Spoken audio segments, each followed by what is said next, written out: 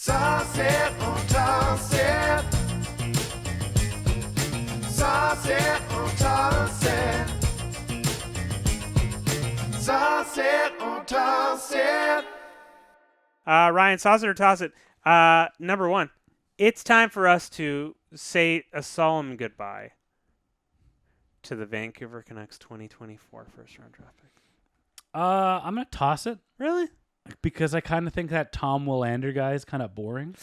No. I don't know. He's kind of a No. vanilla ice cream. The devil you know is better than the devil you don't. So the prospect that you have now is better than the prospect that you might not have. I agree with you, but Like John, but look, he's playing at BU. He's a right-handed skating, fucking two-way profiling guy. Jonathan Lekkerimäki is got over mono, and now he's on the mono revenge tour in the SHL. yeah, I'm like, if you're sitting at Jan 1 and you're in the top, 5, 6, 7 in the NHL, what do you care about the 4th? they got to overall get selection? there. I don't like. If you're asking me today, Then how do they get there? I don't want them trading picks. I'm sick of them trading picks. And Totally fair. The 2023 NHL draft for the Canucks was weird and unremarkable. They drafted every position possible. Tanner Pearson. They drafted the defenseman of Tanner Pearson, the centers, everything. They might as well drafted. I don't know if Tom Willander's the Tanner Pearson of he's unremarkable, low ceiling. He's on a low Roman ceiling. candle. Well, I think like if But I'm telling you, I don't want them trading picks. Trade something else. And my pitch to you is like, if they can go and get someone that is a Philip Hronek profiling guy. So if they trade a first and it's for a D-man who's in his 25s. And again, I know we're all looking at Ethan Bear's return, but Philip Hronek worked out pretty well, and we were really up in arms. Like Drance was. That's great. Drance we had can totally afford a let's third do the Drance Philip thing. Hronek. Let's do the Drance thing when he was like right on the head when Philip Hronek got traded here, and it just looks a little better. It looks a little better now. So I don't know. I don't want any more picks. No more picks. Ryan. Yeah. We should have a contest where Richard spends a whole day with Ryan, Arash, and Gita in order to win the right to spend Christmas Day with them. I'm going to toss it because I'll probably spend Christmas. No offense to Richard, but I'm going to spend it with my family. I don't want to spend it with either of you. He's a nice, very nice guy, loyal listener. He just looks like he'd make a really good ham. Oh, I think he would look great. Good turkey. I think he would. Or a Portland turkey. I don't know what they do to their turkeys down in Portland, but I heard they keep they keep it weird. I don't even eat meat. But again, this is the loyal. This is the service you get if you're a Patreon backer and a supportive listener. Hey, I wrote this right after, and he was on my mind. Just thought we'd do that. Ryan, Ethan Bear, along with a healthy Carson Soucy, is enough of a splash for this Canucks team. You talked about not trading picks. Yeah. Is it enough for Carson Soucy to come back? Ethan Bear's in the lineup. Yeah, if you can have those two healthy guys and you put Hronek and Hughes together, you put Myers on the third pairing, they'll be fine. Like Carson Soucy got unlucky, but he was a very good positive.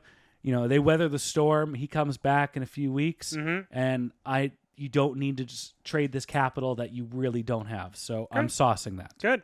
Ryan, there should be a doomsday clock made for the people of Edmonton, only that it's counting down to McDavid, Draisaitl asking out. This is after their loss to the Islanders.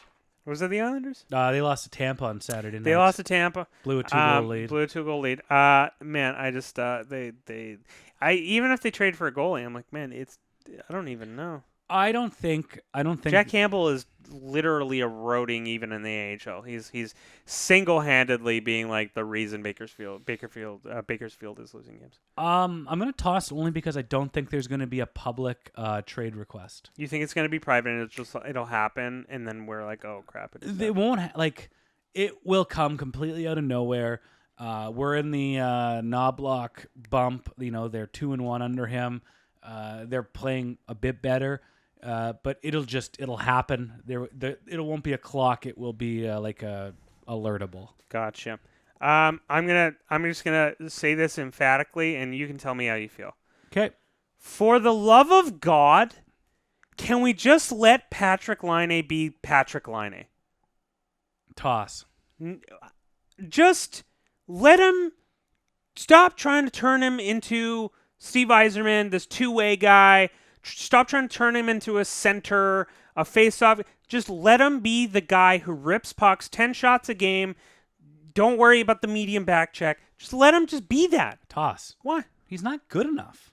What do you mean he's not good enough in that? Like if he was scoring goals at an insane clip and like dicking around, and if he was that good offensively and was that skilled, it wouldn't matter. They would give him the Ovechkin. They would give him the Ovechkin treatment. Do you know what they're doing to him in Columbus though? Well, They've basically moved him to center. Yeah. They're trying to make him into more of a playmaker than an actual because they're shooter. not getting anything out of this guy. If you have this unbridled offensive ability, it should show up. Gotcha.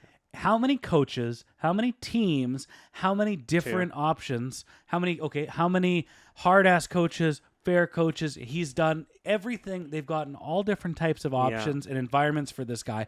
And yes, he's gotten the short end of the stick for the video games and this and that and that. But my God, at the end of the day, you have to do something that shows that you are a gifted offensive hockey player. Yeah. And if you're not, you better friggin' have something that shows you're good at playing this game.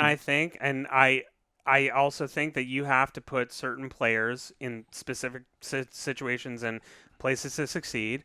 I think he's coming off a head injury, a concussion, about 9 games ago. He's coming back from a head injury.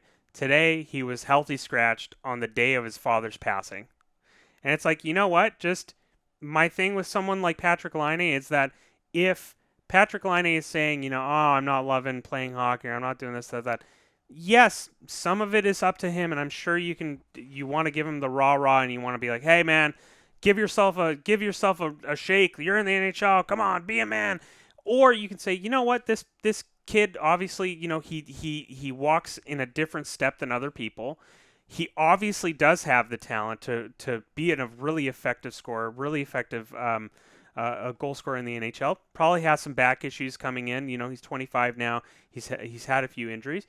But what I'm really confused at with Patrik Laine is that all I hear is it's like he plays video games. He's Alexei Yashin. He's this. I'm looking at tape and I'm like he's not floating like Pierre-Luc Dubois in the last game he ever played for the Columbus Blue Jays. This is what I don't get. Excellent is I reference think that there's just some people that don't actually watch Patrik Laine, and they just want to say, yeah, he's the Fortnite guy.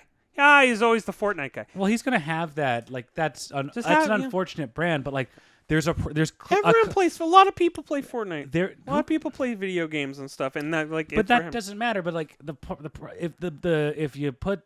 if you zoom out a bit, there's a clear problem in Columbus right now. I think there's a problem in Columbus. Their stars aren't performing. They do not give a shit. They don't believe in the team. Maybe you can blame it on the Babs thing, but like if all of those their best players are just dicking around and phoning it in, like that's not all on Patrik Laine, but like something needs to be done there. Something needs to be done in Columbus, and it's called the expansion draft. Hey, this is one of my favorite Saucer and Tossits. Ryan. Yeah. Willie Nylander is going to make more as a free agent than Elias Pettersson in his next contract. Okay, now just understand, Willie's killing it. Toronto media has went in overdrive, pumping after the Stockholm series. They're just being like, he might be the greatest player in Maple Leafs history. Should when he comes back from Sweden, should we have a 2-day parade being like Willie Is Styles? this his contract year? This is his contract year. He's a UFA after this year. He has to sign a contract. I think that he could get money from a team that's desperate for scoring. He's going to be. I'm saying I agree. I you can sauce the shit out of that because. So is someone giving him like 12? No, 12. 11. No. I'm literally. I'm sorry. I'm literally like think about it. Like 28 years old, caps going up. Just like how many teams would love to have? He's on pace for 100 whatever point season. You don't think he's gonna sign one of those shorter deals like they outlined on a lesser podcast about wanting to have maximize like get his another UFA. deal when he's 30? I don't know. I mean, he could sign a 7-year deal, and then by 35, he could have his depending if he does the Ray Whitney thing where he goes into the other half of his career. It's My thing is like someone's just gonna throw a buttload of money at him. And with Elias Pettersson, one of the other reports is like, it's a shorter term deal where if he's making $11 million, okay, but now the UFA market bidding for William Nylander, it's gonna get scary real quick. That's a good question. I think I might.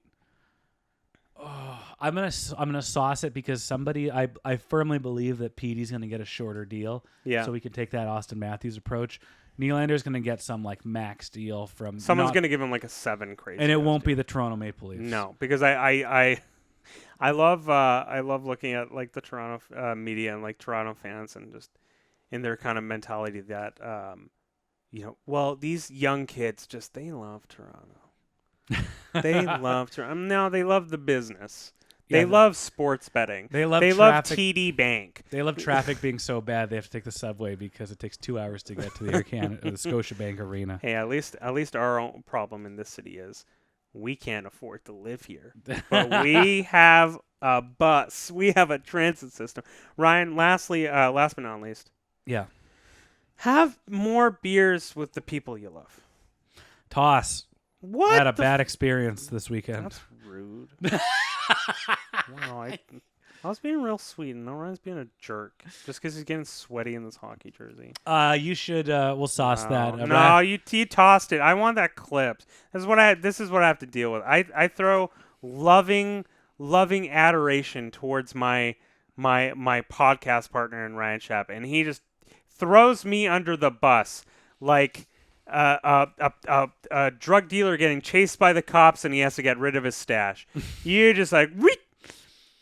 We all saw that episode of The Sopranos with Steve Buscemi. Arash and I went for some about 4 or 5 beers last night. It was really nice. Yeah, we didn't talk about hockey at all. We really didn't talk about Canucks bored us into submission. That was really rough. After the game, we were like, oh, God, that was really boring.